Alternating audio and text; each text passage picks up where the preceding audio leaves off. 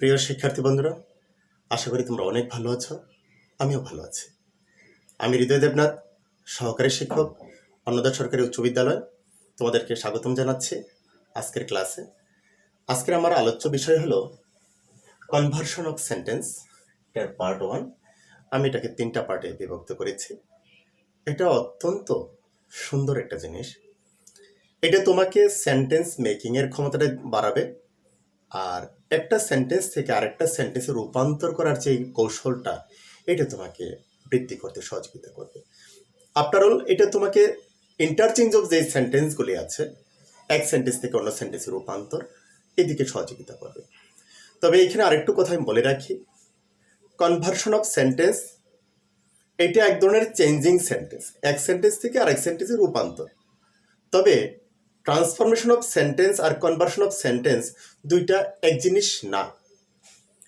কারণ transformation of sentence আমরা যেটা করে থাকি, যে একটা সেন্টেন্সকে অন্য সেন্টেন্সে রূপান্তর করি, কিন্তু অর্থ ঠিক থাকে। আর কনভার্সন অফ সেন্টেন্সে আমরা এক সেন্টেন্সকে আরেক সেন্টেন্সে রূপান্তর করি, এখানে অর্থের দিকটা বিবেচনা করা হয় না, এখানে অর্থ ঠিক থাকে না, ডাইরেক্ট হাবোধক থেকে না বোধকে রূপান্তর করা হয়ে থাকে। অর্থাৎ এইখানে বলা হলো আই এম আই স্টুডেন্ট, আমি একজন শিক্ষার্থী। এটাকে নেগেটিভ করলে কি হবে? I am not I student, আমি শিক্ষার্থী নই। অর্থাৎ এটা হাবোধকটা না বোধক হয়ে যায়। এইখানে অর্থের দিকটা বিবেচনা করা হয় না, অর্থ ঠিক থাকে না। মোট কথা, অর্থ যা আছে তার অন্যটা হয়ে যায়, না বোধক হয়ে যায়। হাবোধক আছে, না বোধক হয়ে যায়।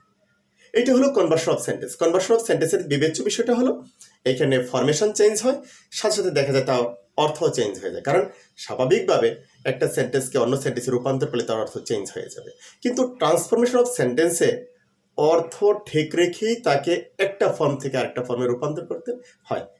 কিন্তু এই জিনিসটা তোমাকে কি করবে, কিভাবে তুমি বিভিন্ন ক্যাটাগরির সেন্টেন্স লিখবা, কিভাবে অ্যাফার্মেটিভ সেন্টেন্স লিখবা, কিভাবে নেগেটিভ লিখবা, কিভাবে ইন্টারগেটিভ লিখবা, কিভাবে অপটেটিভ লিখবা, কিভাবে এক্সক্লেমেটিভ লিখবা, কিভাবে সেখানে তুমি ইম্পারেটিভ লিখবা, এই বিভিন্ন ক্যাটাগরির সেন্টেন্সে তোমার যাতে দক্ষতা অনেক বেশি বেড়ে যায়, সেই কারণেই এই আমার এটা আলোচনার ব্যাপার। এটা আমি আলোচনা করবো খুব সুন্দর করে, তোমরা একটু মনোযোগ দিয়ে দেখো। আর যারা আজকে নতুন আমার এই চ্যানেলে ভিডিও দেখতেছো, তোমরা অবশ্যই আমার চ্যানেলটা সাবস্ক্রাইব করে নেবা, আর বেশি বেশি করে সেখানে লাইক দিবা, শেয়ার করবা, কমেন্ট করবা, সেখানে যেন আমি আরো বেশি উৎসাহ পাই। ওকে, আমরা শুরু করে দিই। শিক্ষার্থী বন্ধুরা, একটু খেয়াল করে দেখো, আমি আমার এখানে 13টা সেন্টেন্স লিখেছি।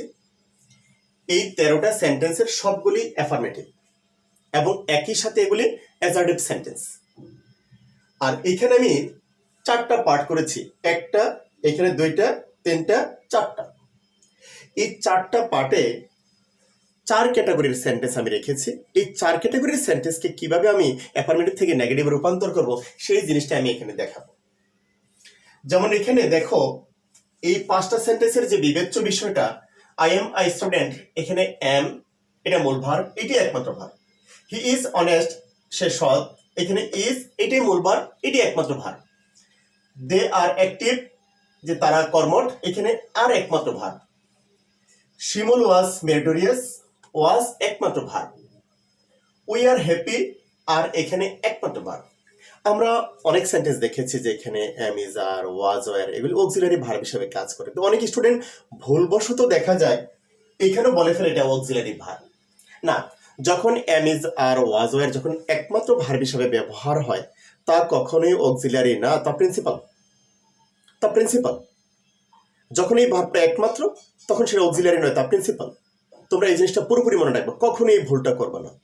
যখন দেখবা সেন্টেন্সের মধ্যে am, is, are, was, were এই ভার্ব ছাড়া অন্য কোনো ভার্ব নেই, ইভেন হ্যাভ হ্যাজ, হ্যাড, এই ভার্বগুলি যখন একমাত্র ভার্ব হিসেবে থাকে, অন্য কোনো ভার্ব না থাকে, তুমি 100% শিওর থাকবা এটা প্রিন্সিপাল। কারণ এই ভার্বটা তো কারোর সহযোগিতা করতেছে না। যখন এই ভার্বটা অন্য ভার্বকে সহযোগিতা করবে, তখন আমি এটাকে অক্সিলারি ভার্ব বলবো, কিন্তু এখানে এটা প্রিন্সিপাল। এগুলিকে লিঙ্কিং ভার্ব এখানে বলা হয়ে থাকে। এগুলিকে একটু খেয়াল করে দেখো, এই সেন্টেন্সকে যখন আমরা নেগেটিভে রূপান্তর করব, বিভার্ব যুক্ত সেন্টেন্স, যখন এটা একমাত্র ভার্ব থাকে, শুধু একটাই কাজ আমার, এই এম এর পরে নট বসাবো, ইজ এর পরে নট, আর এর পরে নট, ওয়াজ এর পরে নট, আর এর পরে নট, শুধু নট বসে দিলে হবে, আর অন্য কোনো সেখানে দেখার ব্যাপার নেই। তাহলে আমরা মনে রাখবো, বিভার্ব যুক্ত কোনো অ্যাফার্মেটিভ সেন্টেন্স যখন থাকে সে, এবং বিভার্ব একমাত্র ভার্ব। বিভার্ব বলতে আমি বুঝাইছি am, is, are, was, were. এই ভার্বগুলি একমাত্র ভার্ব, তাকে যদি নেগেটিভ করতে হয় শুধু ওই ভার্বের পরেই নট, আর কিছুই দেখার ব্যাপার নাই, শুধু অতিরিক্ত নট আসবে। তাহলে এখানে I am I student, I am not a student, he is honest, he is not honest, they are active, they are not,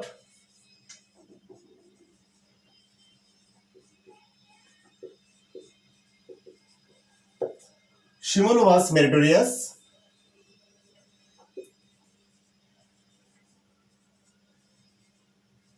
Shimon was not meritorious.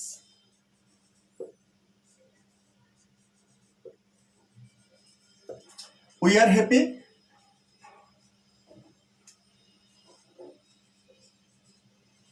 we are not happy.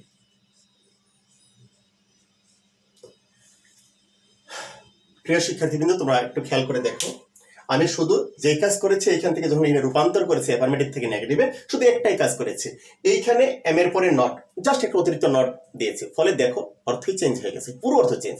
এখানে বলেছি I am I student, আমি একজন শিক্ষার্থী, আর এখানে বলো I am not I student, আমি শিক্ষার্থী নই, অর্থাৎ অর্থই চেঞ্জ হয়ে গেছে। তবে এখানে দুইটা জিনিস হয়েছে, অর্থেরও পরিবর্তন, সাথে গঠনের পরিবর্তন, এটা হাবোধক, এটা না বোধক। পরে আসো, এখানে হ্যাভ একমাত্র বার, আই হ্যাভ আ কার, আমার একটি গাড়ি আছে, she has a new pen, তার নতুন একটা কলম আছে, she had a nice table, তার একটা সুন্দর টেবিল আছে। এখানে দেখো হ্যাভ, হ্যাজ, হ্যাড একমাত্র ভার্ব। তো যখন কোনো সেন্টেন্সে হ্যাভ হ্যাজ হ্যাড একমাত্র ভার্ব হিসেবে থাকে, তো আমরা এখানে কি করতে পারি, এটার অর্থ ওই সময় আছে অর্থে হয় বিশেষ করে, তখন আমরা অনায়াসে এর পর একটা নট দিয়ে দিতে পারি, আর কিছুই না। তাহলে I have a car, I have not a car, I have not a car. পরে দেখো she has a new pen,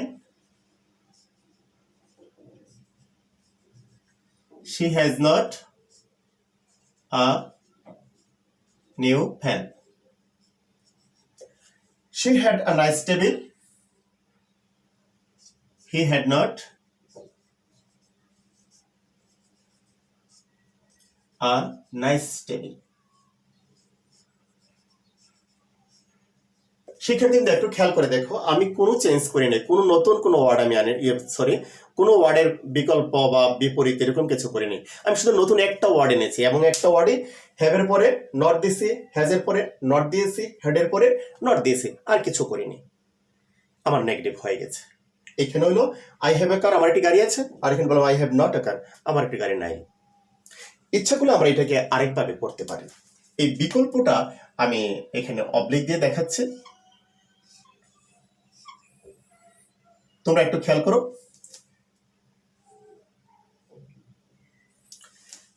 এটা কি আমরা হ্যাভ, এটা হ্যাভের জায়গায় থাকবে, শুধুমাত্র আমরা এখানে আই এর সাথে অক্সিলারি ভার্ব ডু হয়, আমরা অক্সিলারি ভার্ব ব্যবহার করতে পারি। প্রেজেন্ট টেন্সে ডু ডাস, যখন হ্যাভ হ্যাজ একমাত্র ভার্ব থাকে, হ্যাভ এবং হ্যাজ যখন একমাত্র ভার্ব থাকে, তখন বুঝতে হবে এটা প্রেজেন্ট ইনডেফিনিট, আর প্রেজেন্ট ইনডেফিনিটে তখন আমরা অক্সিলারি ভার্ব ব্যবহার করতে পারি ডু অথবা ডাস।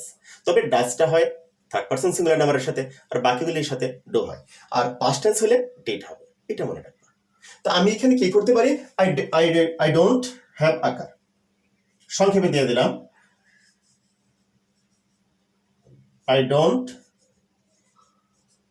Have a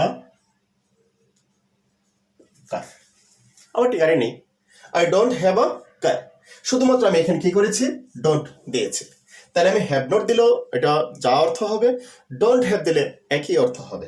she has not a new car, এটা আমি লিখতে পারি she does not have a new car,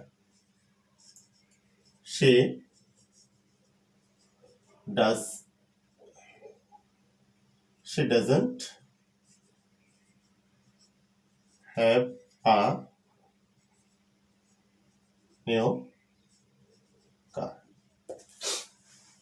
আমি কি করেছি অতিরিক্ত, যেহেতু সে থার্ড পারসন সিঙ্গুলার নাম্বার, তাই আমি এখানে ডাজন্ট দিয়েছি, আমি ছিল ডাজ নটও দিতে পারি, এখানে আমি ডোন্ট না দেয়া ডো নট দিতে পারি। জাস্ট ডো নটটা হলো একটা সম্প্রসারিত মানে দুইটা ভিন্ন ওয়ার্ড, আর দুইটা ভিন্ন ওয়ার্ডকে যখন সংক্ষেপে লিখি তখন ডোন্ট হয়। ডাজ নট যখন দুইটা আলাদা আলাদা ওয়ার্ড, সেটাকে যখন আমরা কন্ট্রাকশন বলা হয়ে থাকে, যেটা সংক্ষিপ্ত রূপ, সেটাকে আমরা লিখতে পারি ডাজন্ট। সে ডাজন্ট হ্যাভ আকার।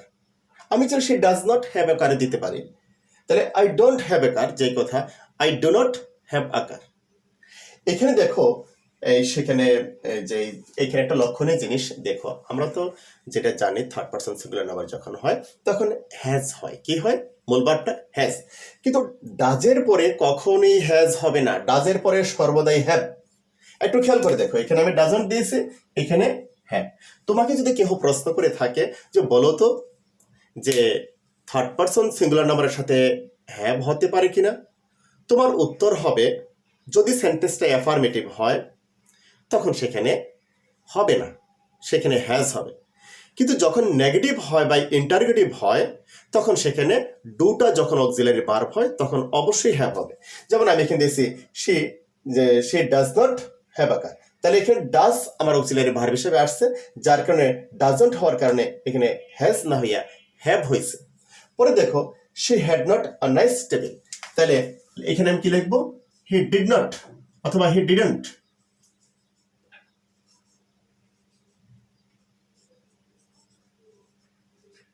He didn't have a nice table. সেক্ষেত্রে বন্ধুরা একটু খেয়াল করে দেখো, আমার এখানে যে কাজটা করেছি এইখানে হ্যাড নট ছিল, এইটার আমি না লিখে আমি পরে কি করছি? ডিডন্ট লিখছি। He didn't have a nice কার। যখন ডিড আসছে তখন কিন্তু এখানে হ্যাজ না বা হ্যাডও আর থাকবে না, এটা হ্যাভ হয়ে গেল। ক্লিয়ার? আর আমি চলে ডিড নটও লিখতে পারি, হি did not have a nice table, একই অর্থ। He didn't have a nice table, একই অর্থ। হি হ্যাডন্ট আ নাইস টেবিল, একই অর্থ। অর্থাৎ আমরা এটাকে তিনটা ভাবে লিখতে পারি। এটা জাস্ট ডিড নটের সংক্ষিপ্ত রূপ ডিডন্ট। পরে দেখো এখানে উই শুড লার্ন ইট। একবারে এখানে এক লক্ষণীয় জিনিস হলো এগুলির মধ্যে এই পর্যন্ত এই সেন্টেন্সের মধ্যে কোনো অক্সিলারি ভার্ব ছিল না, কিন্তু এই দুইটার মধ্যে অক্সিলারি ভার্ব আছে। শুড মডাল অক্সিলারি, এটা principal verb. Can modal auxiliary, আর হেল্প প্রিন্সিপাল ভার্ব। যখন অক্সিলারি ভার্ব থাকে তখন আমাদের টেনশন কিছুই থাকে না।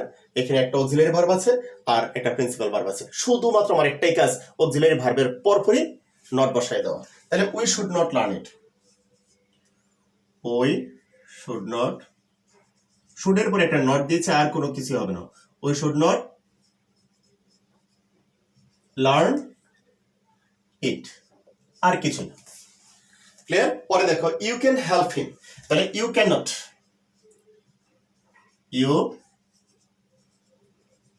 You can not help him. হয়ে গেল। আমার যেহেতু অক্সিলারি ভার্ব আছে তাই অক্সিলারি ভার্বের একটা নট দিয়েছে, আর মূল ভার্ব আমার কোনো চেঞ্জ হয় নাই, অক্সিলারি ভার্বের আর কোনো চেঞ্জ হয় নাই, শুধু একটাই কাজ করেছি অক্সিলারি ভার্বের পরে আমি একটা নট দিয়েছি। পরে দেখো সে রিডস আবভ, তাহলে এইখানে শিক্ষার্থী বন্ধুরা একটু খেয়াল করে দেখো যে এইখানে আমাদের যে রিড যে ভার্বটা, এটা একটা অ্যাকশন ভার্বের কাজ করা বোঝায়। তো এখানে প্লে আর একটা ভার্ব আছে, এটা অ্যাকশন ভার্ব। এখানে এটাও কাজ করা বোঝায়, লার্ন এটাও কাজ করা বোঝায়। তবে খেয়াল করে দেখো এখানে আমার এটা প্রেজেন্ট ইনডেফিনিট, এটা প্রেজেন্ট ইনডেফিনিট, এটা পাস্ট ইনডেফিনিট। আমাদের প্রেজেন্ট ইনডেফিনিট এবং পাস্ট ইনডেফিনিট যে সেন্টেন্সগুলি থাকে অ্যাফার্মেটিভে, এখানে কোনো অক্সিলারি ভার্ব থাকে না। যেমন আমি বললাম আই ইট রাইস, এখানে ইট একমাত্র ভার্ব, কোনো অক্সিলারি ভার্ব নাই। এবার বললাম দে প্লে ক্রিকেট, এখানে প্লে একমাত্র ভার্ব, কোনো অক্সিলারি ভার্ব নাই। যখনই প্রেজেন্ট ইনডেফিনিট বা পাস্ট ইনডেফিনিট হয়, এবার বললাম যে ফাদার কেম হোম ইয়েস্টারডে, বাবা গতকাল বাড়ি এসেছে, তো এইখানে কেম একমাত্র ভার্ব, কোনো অক্সিলারি ভার্ব নাই। তো পাস্ট ইনডেফিনিটে আমরা যখন এরকম সেন্টেন্সগুলিকে দেখি যে সেখানে কোনো অক্সিলারি ভার্ব নাই, শুধু মূল ভার্বটাই আছে, তখন সেখানে আমরা প্রেজেন্ট টেন্সে যে কাজটা করে থাকি প্রেজেন্ট ইনডেফিনিটে, সেখানে ডু বা ডাজ ব্যবহার করি আমরা সাবজেক্ট অনুসারে, আর পাস্ট টেন্সে গিয়ে আমরা ডিড ব্যবহার করি। তো এইখানে আমরা শুধু একটা কাজই করব, এখানে প্রেজেন্ট টেন্সে গিয়ে প্রেজেন্ট ইনডেফিনিটের দুইটা সেন্টেন্স আছে, এটা এটা, এই দুই ক্ষেত্রে আমি কি করব, শুধু ডু ডাজ ব্যবহার করব আমার সাবজেক্ট অনুসারে, আর এইখানে আমরা ব্যবহার করব ডিড। তাহলে চলো শুরু করি। He reads above, he third person singular number, তাহলে অবশ্যই ডাজ আসবে। যেহেতু নেগেটিভ, ডাজের সাথে একটা নটও আসবে। তাহলে এখানে আছে শি রিডস আ বুক, তাহলে হবে কি she does not read a book. She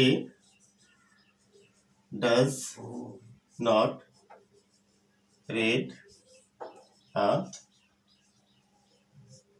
বুক।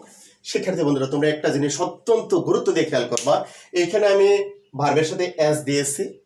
এটা একটা বৈশিষ্ট্য প্রেজেন্ট ইনডিফিনিট যেই সেন্টেন্সগুলি আছে, প্রেজেন্ট ইনডিফিনিট টেন্সের মধ্যে যে সেন্টেন্স আছে অ্যাফার্মেটিভ সেন্টেন্সগুলি, সেটা প্রেজেন্ট অ্যাসার্মেটিভ সেন্টেন্সে, অ্যাসার্টিভ সেন্টেন্সে প্রেজেন্ট ইনডিফিনিট যে সেন্টেন্সগুলি আছে। তো এখানে ভার্বের সাথে এস বা ইয়েস থাকে, কিন্তু যেই মাত্র তারা নেগেটিভ করা হবে তখন ভার্বের সাথে এস বা ইয়েস থাকবে না, তখন অক্সিলারি ভার্ব ডাজ আসে। ডাজ আসলে তখন মূল ভার্বটা এস মুক্ত হয়ে যায়। তো ডাজের পরে কখনো ভার্বের সাথে এস বা ইয়েস থাকে না, এটা সোজা কথা। একবার সোজা কথা কি, যখন ডাজ বসেছে অক্সিলারি ভার্ব তখন মূল ভার্বের সাথে এস বা ইয়েস বসবে না।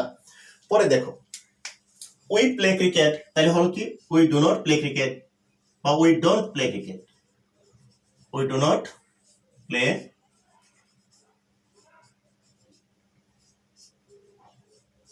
তাহলে অতিরিক্ত কি করেছি আমি, একটা ডু নট এনেছি, আর এখানে কি আছে ডাজ নট এনেছি।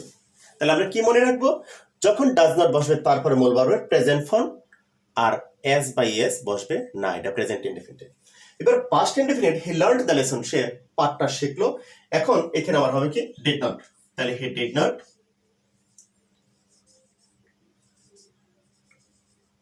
হি ডিড নট লার্ন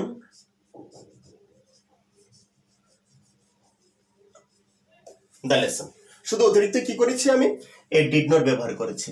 আর আমরা সর্বদাই মনে রাখবো, যখন ডিড অক্সিলারি ভার্ব তখন মূল ভার্বের প্রেজেন্ট ফর্ম, ডিড যখন অক্সিলারি ভার্ব তখন মূল ভার্বের প্রেজেন্ট ফর্ম। তাহলে ডিড নট আসার কারণে এই লার্ন শব্দটা লার্ন হয়ে গেল। ঠিক আছে শিক্ষার্থী বন্ধুরা, তোমরা যে চেষ্টা করবো, এখন তোমরা পারলে 20-25টা সেন্টেন্স তোমরা বই থেকে বের করে নিজেরই চেষ্টা করো যে সেখানে অ্যাফার্মেটিভ থেকে তুমি নেগেটিভ করতে পারতেছো কিনা। না পারলে তোমরা ভিডিওটা আবার দেখো, প্রয়োজন বোধে আমাকে তোমরা সেখানে লিখতে পারো যে স্যার আবার এটা বোঝান, বা কিছু করা লাগবে কিনা, বা কোনটা পারতেছো না আমাকে একটু জানো। ঠিক আছে শিক্ষার্থী বন্ধুরা, তোমরা অনেক ভালো থাকো। তোমরা সেখানে আমার ভিডিওগুলো রেগুলার দেখো, আর নিজের অবস্থানটা ইংলিশে অনেক উঁচু করে নিয়ে যাও। Thank you very much.